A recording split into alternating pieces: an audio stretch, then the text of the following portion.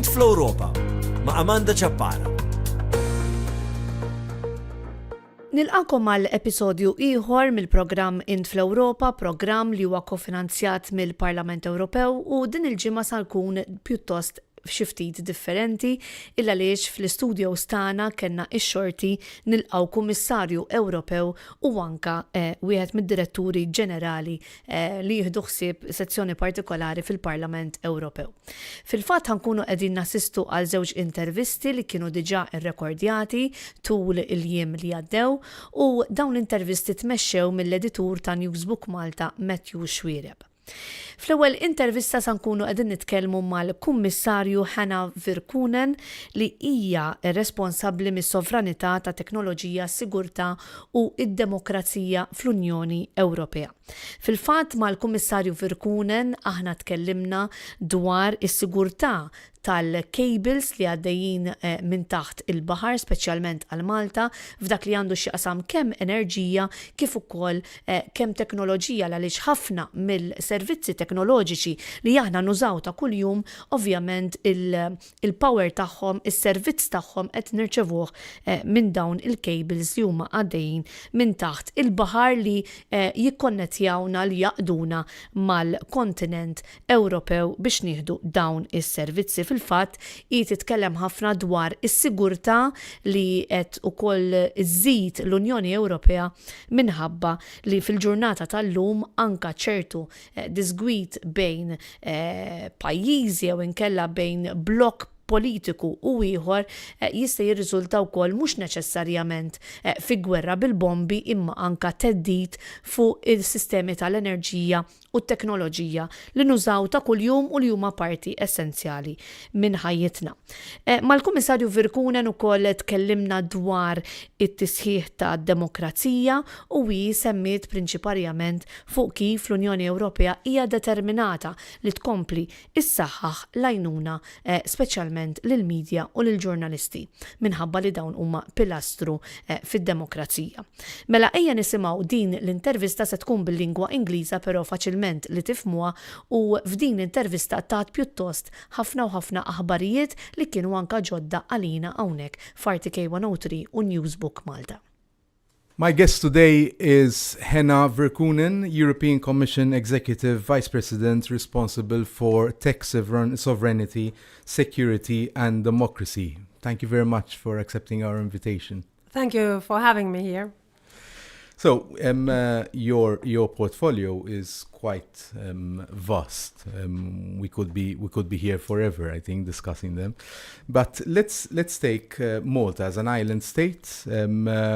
Our digital economy is reliant almost entirely on undersea fiber optic cables. What specific EU protections or funding can Malta tap into to ensure digital resilience, to ensure that we are not cut off from the rest of the world and from Europe? Yes, it's true that nowadays we see that technology and security, they are very much connected, and when we look our connectivity, really 90% of Europe's connectivity is going via these submarine cables. So these are very important cornerstone for our digital economy. And also when we look especially, of course, Malta, it's super important that we have good cable security here. So the first thing is always that we should have alternatives, always that we are not dependent on one cable connection. So that's why European Union is funding cable projects to make sure also that we have good connectivity, and we have always a plan B, for example, if there's some kind of incident in one of the cables that we are not cutting off.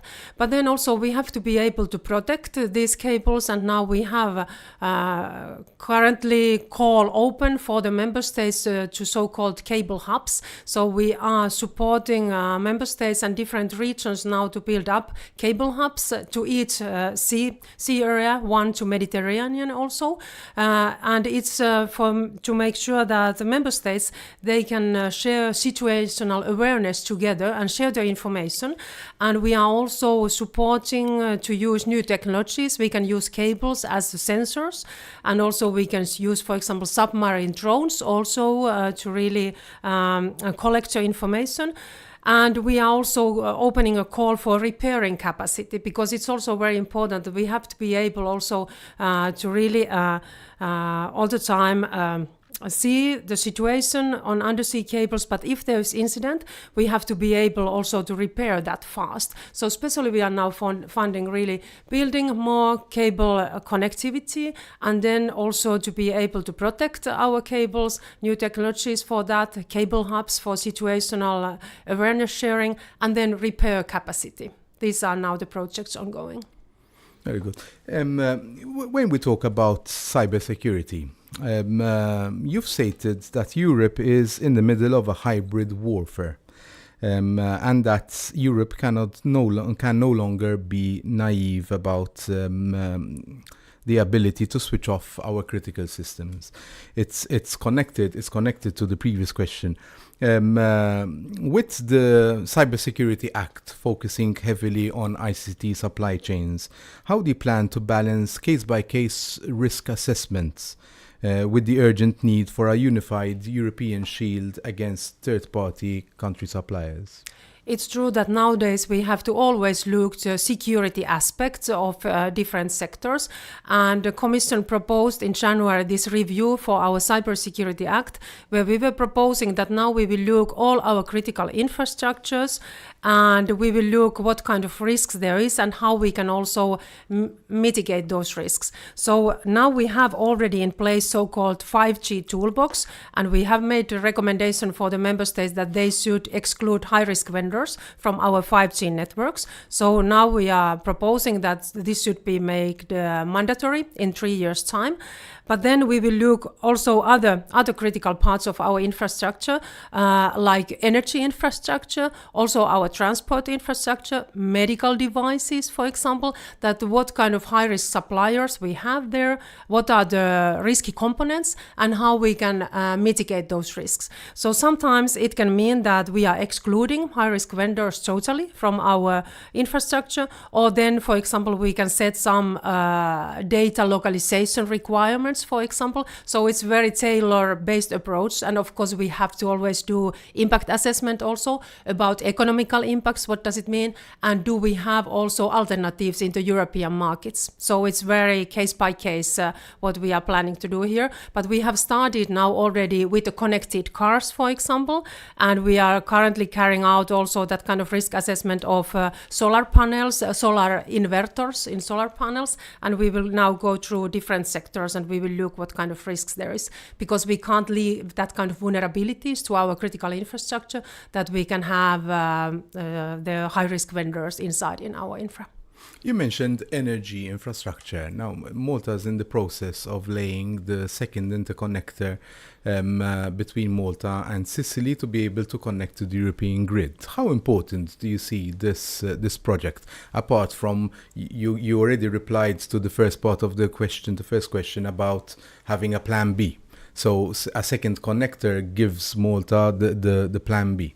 How important do you see this project? That is, of course, very important for Maltese economy and security as well.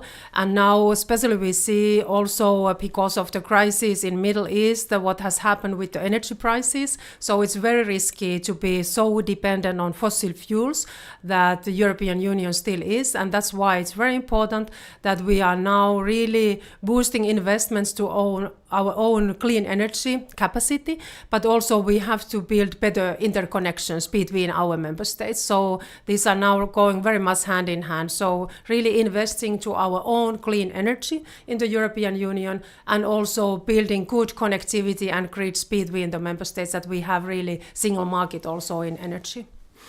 One of your responsibilities is tech sovereignty, and obviously you have constant discussions with the big tech. How can you ensure? How can Europe ensure that the big tech companies do not overlook small markets such as Malta when rolling out their new regulated AI tools, for example, or security features due to high cost of compliance.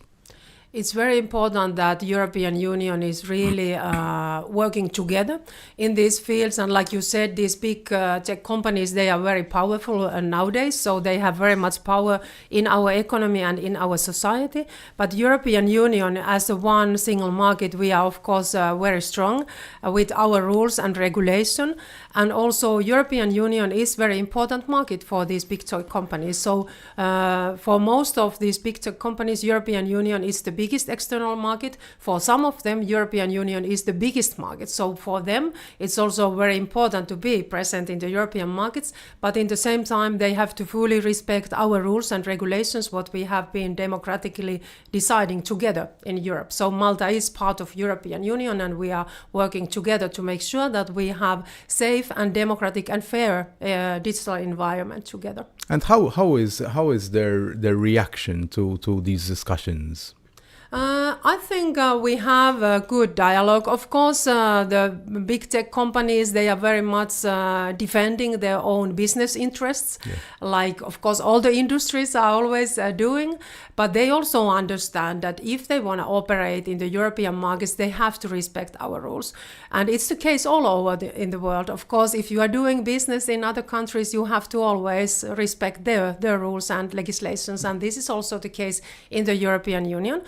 Sometimes the discussions are difficult, but they understand that we are very committed to our rules and we are expecting full compliance from their side. You've spoken about the creation of AI factories. Now, as you know, Malta has a very strong iGaming industry and the financial services sector as well. Do you think that this is reserved only for the larger industrial nations, or can Malta be part of it? It's very important now that we are investing to AI infrastructure in the European Union, because we see that it's one of the bottlenecks, especially for our startups and smaller companies, but also for our industry and researchers, that they don't have enough computing capacity to train and develop AI. Currently, there is already 8,000 startups in the European Union who are developing AI, but now it's very much hindering their innovations that they don't have enough computing capacity.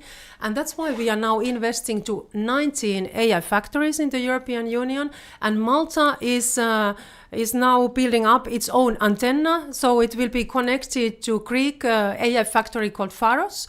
And I will also here, when I'm visiting in Malta, I will also have further discussions about this with Maltese Digital Innovation Authority now, that how the project is ongoing. But the plan is now that Malta will specially focus to finance, health and transport sectors with this AI infrastructure. So Malta will be connected via this antenna now to this Pharos AI factory. And I think it's very important to have also this capacity in Malta. Let's talk about AI and AI-generated disinformation, which we fight on a daily basis.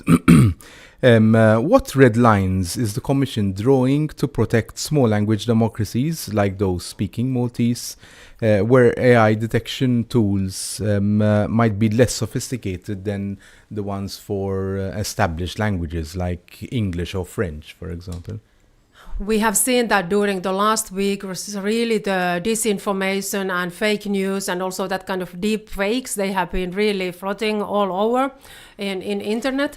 In the European Union, we are in good situation because we have already AI Act in place, and it's now coming into the force step by step. So the next part will come into the force now in August, and there we will have also obligation that AI generated content, it has to be labeled, that the citizens can see that which is generated via AI. But we have also very clear rules for the AI services that really there has to be transparency, safety and security taken into the account.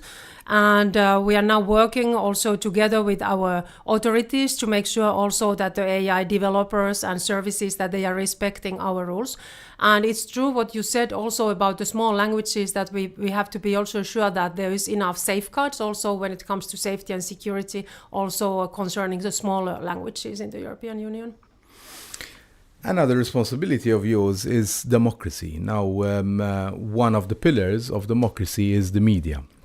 In many small member states, like Malta, independent newsrooms are struggling, not only in terms of lack of information, but they're also struggling financially. Beyond the Media Freedom Act, what concrete financial or structural support can the European Commission offer to ensure media pluralism and to ensure that the small independent newsrooms aren't swallowed by state-funded narratives? Really, independent, free media, it's a cornerstone of our democracies, and we have to really support that. Like you said, Media Freedom Act is one important part of that, to make sure that our member states, that they have legislation that is up to date, also when it comes to media independence and freedom. But we are also very much focusing now to creating more level playing field, especially in digital field, because we know that the big tech, they have been taking a lot of advertising from the media side, and also our citizens are not so used to pay of content anymore. So we have to create a really more level playing field in a digital field. And also we are planning that we are going to also support journalist work with EU funding in the coming years. In our next multi-annual finance framework, we have proposal on that we will also, first time, we will also support the journalist work and content via EU funds. But I think we have to work now in many fields on that. So the first thing what I see is the most important is really to create a more level playing field, and then to make sure that our national legislations, they are up to date, and they are supporting also independence and freedom of our media. And then we are looking also the funding opportunities for journalist work. And at the same time, we have to also pay attention for the media literacy and education of our citizens, because we see that nowadays many citizens, they are just seeing news via social media, for example, and it's not always very accurate, the information. So really media literacy and education, they are playing a very important role in nowadays world, where you can see a lot of also disinformation and fake news, that the people themselves, they are also able to analyze critically the information what they see online. Exactly. I think the biggest problem there is that the younger generations do not differentiate between what is real and what is fake. Yes, and this is also that when I met a couple of weeks ago, I had so-called youth dialogue. I met young citizens of European Union, and I asked them that what is the most concerning for them in digital environment. They said that the disinformation and fake news, because nowadays it's very difficult for them to know that if this is correct, or if this is real, or if this is AI generated, or something totally disinformation. And of course it's very alarming for our democracies, because our democracies, they appeal to that we have well educated citizens who also can make decisions based on information what they are receiving. Exactly. So let's talk lastly about the Cyber Resilience Act, which is being put into place to protect Maltese SMEs. Now, one of the main complaints that you hear across the board, not only about this, is that small businesses feel overwhelmed with EU regulations, with the bureaucracy, with the red tape that comes along with. How do you simplify security for, say, a 4 or 5 person company? It's true that we are very much receiving this message from our companies that there is now too much bureaucracy for them, and that's why European Commission is very committed to make Europe easier and simpler for the businesses, and especially for our small businesses. with the cybersecurity, we don't want to lower the level, and I think everybody wants to have very high level of cybersecurity, but we are especially looking now different reporting applications, that how we can make it simpler and easier when there is cyber incident to report on that. And especially, of course, when it comes to SMEs, we are also looking the ways that how we can really support our SMEs on the ground to comply with our rules, because we know also that SMEs are also facing a lot of cyber attacks. So they need also concrete help that how they will be able to comply with the rules and take care of their security. And here also our digital innovation hubs are playing a very important role in the ground. So here in Malta we have a Digital Innovation Authority who is having a role as a digital innovation hub in Malta, who is also helping our SMEs with the cyber security. Executive Vice President, thank you very much for this short interview. It was a pleasure having you on this radio station. Thank you very much.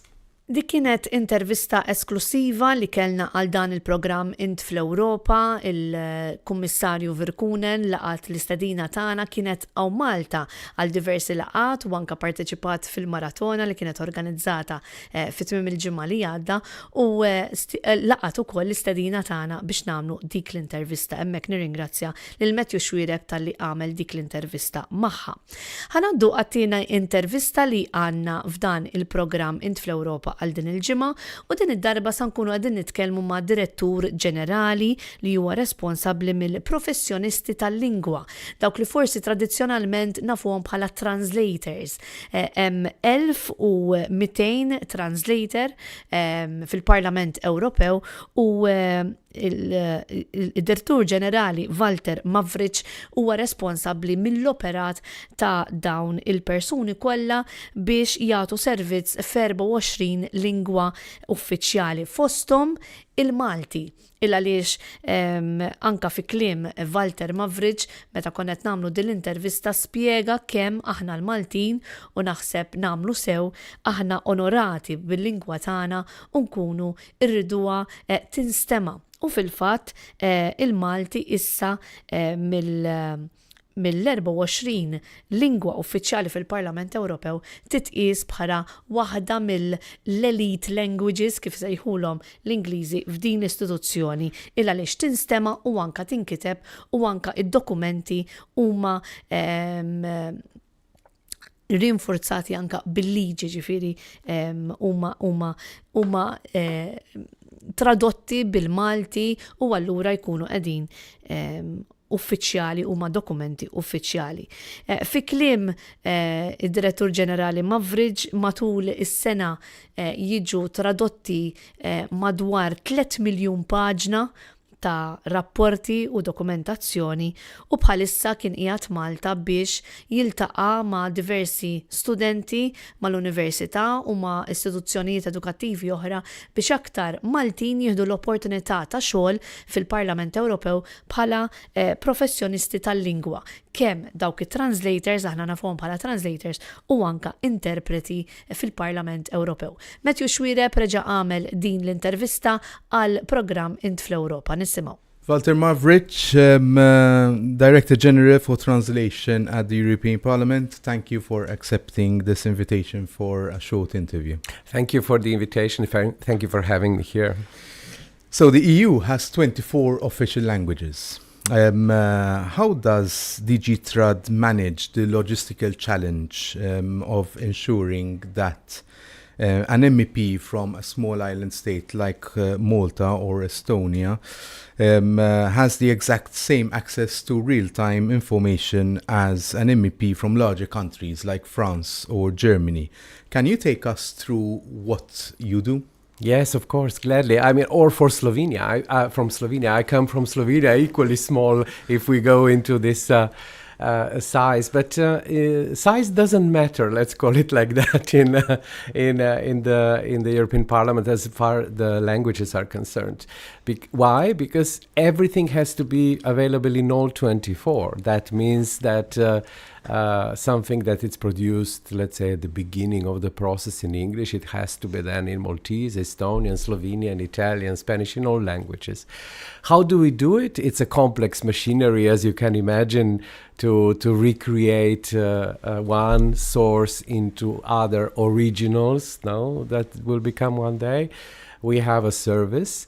The service that I am managing, it's called the translation service, or we call it the service for translation and clear language, and everything goes from preparing the source to using technology to process it, to then translate it, verify it, and submit it to the let's say partners in the next step. But if you wish, I can go more in details. But I think this is really just the essential. And for all that, there are approximately 1,200 people only in the translation service of the European Parliament working, that everything is done on time. Interesting. So Maltese is one of these official languages. What does it mean for a small island state like Malta, having its language officially recognized at EU level? Well, actually, I'm really happy. This is the second time I'm here in Malta. But this time is a little bit more intensive because I'm meeting a lot of students especially. And I got really again this confirmation from what I saw when Slovenian language was joining the family, which was at the same time as Maltese in 2004. And I first of all, it means a lot of pride. It's we don't call anymore small languages, we call them less spoken languages, or maybe low resource languages as they're called now in the era of technology. And it means a lot of pride. And today, or these days when I'm here, I'm meeting a lot of people, and they're so proud that Maltese is, can I say, in the family of elite languages, 24 out of thousands of languages in the world, that is receiving the major attention in making everything available and legally valid of this great project that it's called European Union. So I can tell you many examples of how we have achieved or making Maltese very, very, very much at the same level to any language. And one of them is really talking now with the students how proud they are of contributing to the Maltese. The other one is your country has one of the biggest defender of multilingualism. That's our president Roberta Metsola, who is really behind what is important for multilingualism, what is the value of multilingualism, and I think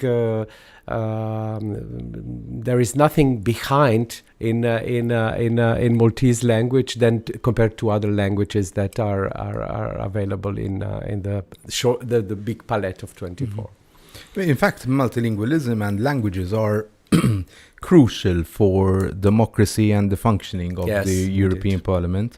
They are at the heart of the functioning of the European Parliament. At the same time, multilingualism is often criticized for its high cost. Having all documents translated into 24 languages does not come cheap, I suppose. How do you respond to critics who suggest that one single language for a working environment for the EU? Yes, one single language. There are probably many replies to this question. I would maybe focus on two. The first one is that there is a legal reply. Our forefathers, when they established the first treaties, they decided, for right reasons, but still they decided that the laws that are adopted, the rules that will be adopted in this common house, have to be valid in the countries where of the members of this union. And if they have to be valid, legally valid there, it has to be in the language. Somebody would have to make them in Maltese or Slovenian, whether it's going to be made here or in the source, let's say in the European Parliament. It is a question of organization, but somebody would have to make them. So the legal reason for having 24, in this case, languages is legal validity. No, and otherwise the laws would not be able to be applied in Malta, no, or Slovenia for that sake. The second reason is that Europe is not, it's more of a professional reason, let's call it in linguistics. Europe is not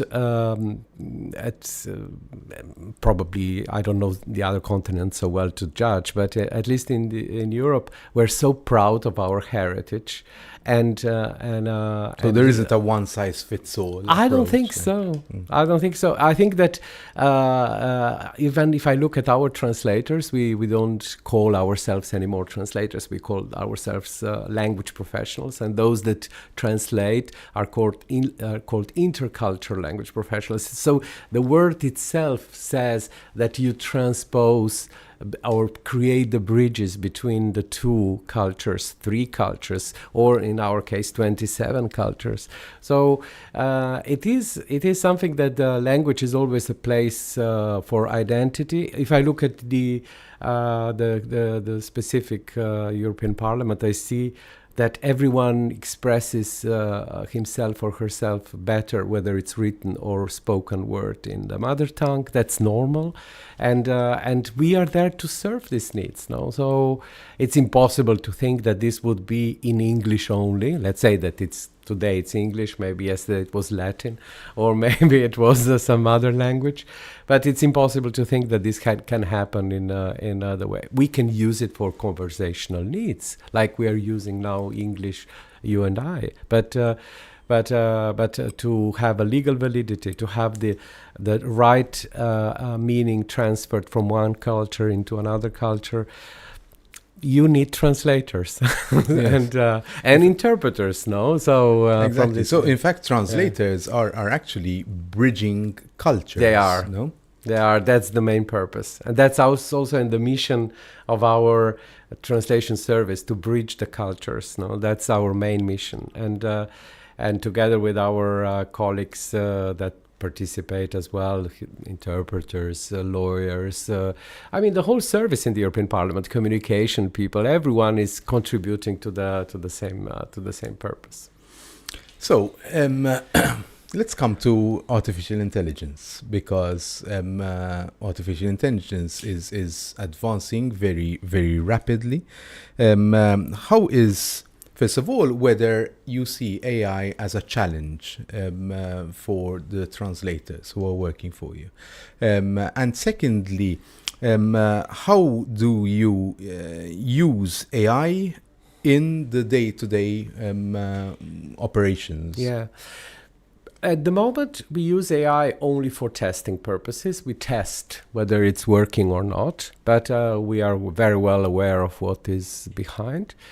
In the European Parliament, nothing leaves our service without being looked at before by a human being, let's call it like that. So we differentiate between, and actually the new standards say non-human translation and human translation. So our products are always a product of a human translation.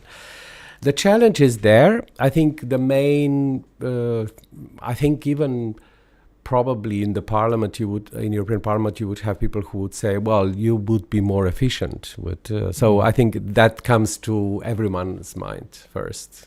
But then that comes at a cost. Yes, obviously. Absolutely. And absolutely, I realize, since we have been introducing technology throughout our years, no, it's not that we use the so-called memories, no, that's also some sort of technology based on some automation, let's call it like that.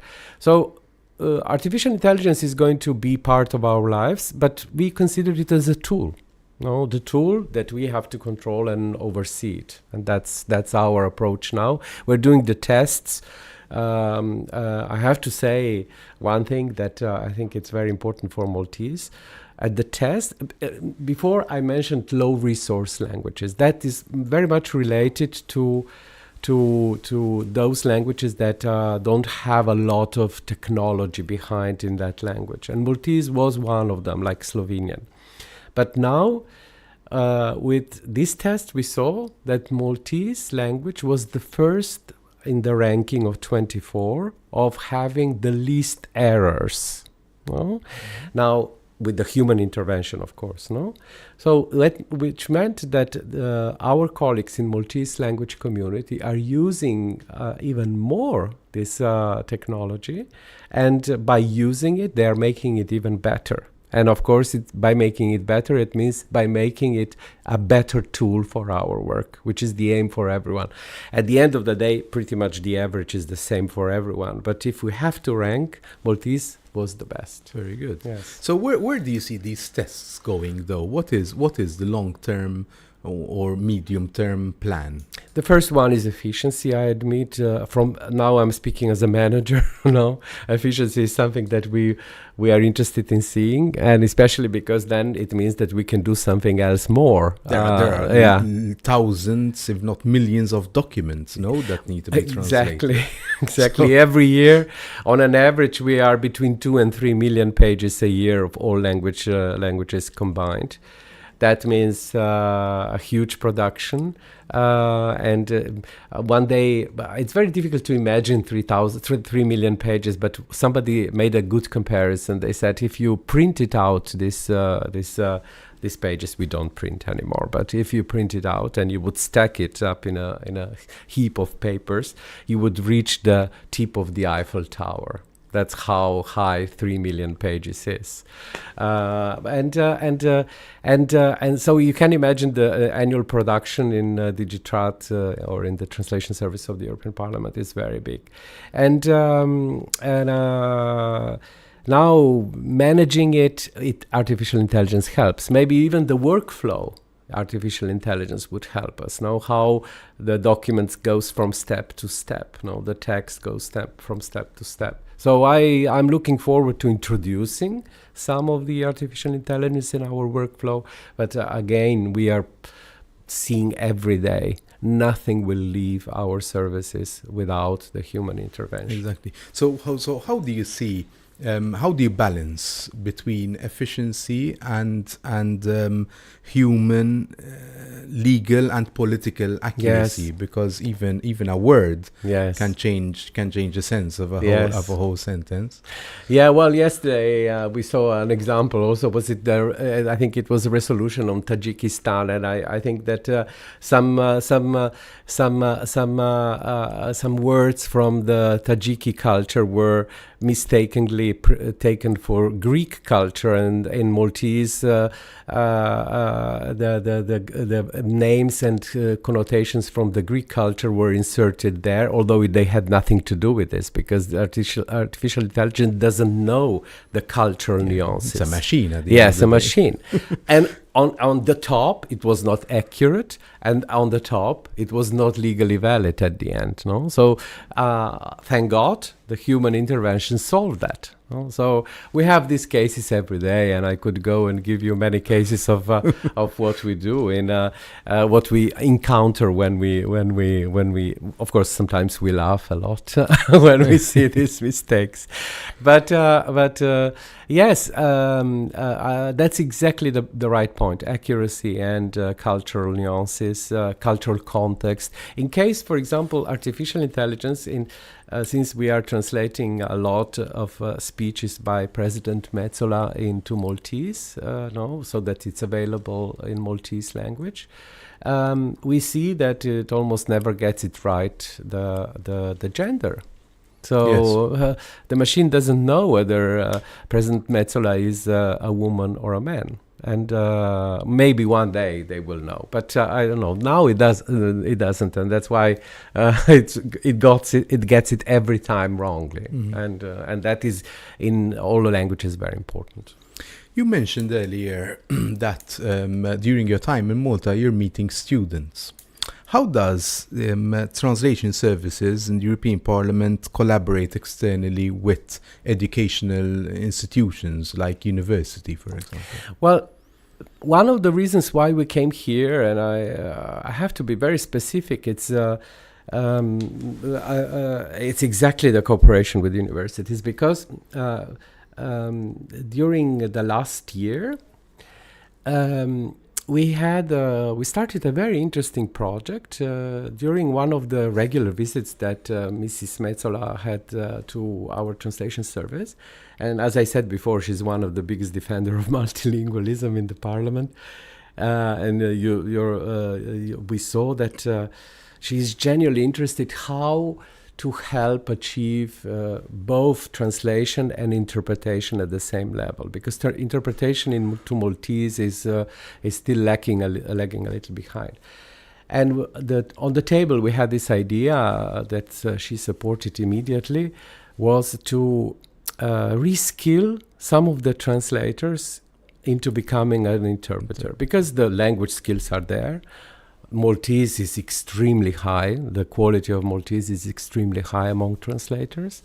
The skills are a little bit different. So we started with her support a 20-week program of reskilling. And actually we are finishing up next week together with our colleagues from the interpretation, especially with the support of their boss, Mr. Jimenez Marin. And we are going to. I'm sure they will pass the exams. How many Maltese translators are participating in this? Well, we started with 8. It was quite a lot of interest, I have to say, and at the end we finished with 4. We're very sorry to lose Aidan De Carlo, Victor Bonami, Bonanno, Joed Borsch, and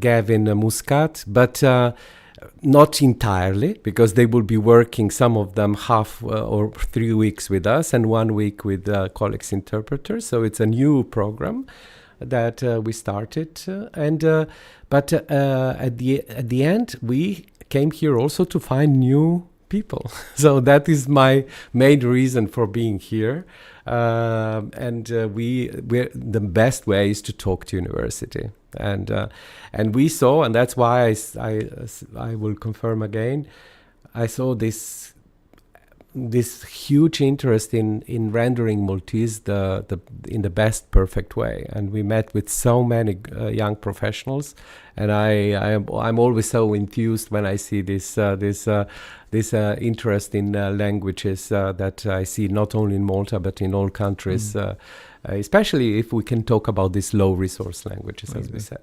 So the cooperation is here is with the University of Malta, of course. And yesterday, for example, a second example, the first one was this reskilling of translators into interpreters. The second example that I saw yesterday, it was St. Joseph here in Malta. I'm here on between 18 and 21 March, no? So, and we, apart from going in the evening to the procession in Rabat, but during the day, we didn't expect. There was a huge interest on a holiday, bank holiday, to spend with us between 10 o'clock in the morning and 4 o'clock in the afternoon in an intensive workshop, how we work. And there were, at the beginning, 35 people. Which is a big number for any workshop, even when we organize it in the European Parliament. And so it was really good. And together with my colleagues from the European Parliament liaison office here in Malta and head of the Maltese community in Luxembourg, Claire Bougea Gaffin, we organize these workshops, and it's really important for us. So you mentioned earlier you have 1,200 translators. How many of those are Maltese? Well, we have 1,200 language professionals. We are divided into the translator is not even used anymore as a name. I know it's a more administrative, but academically it was also very important, because the university is very much interested in why we changed the name and how we changed it. But altogether, these are 1,200.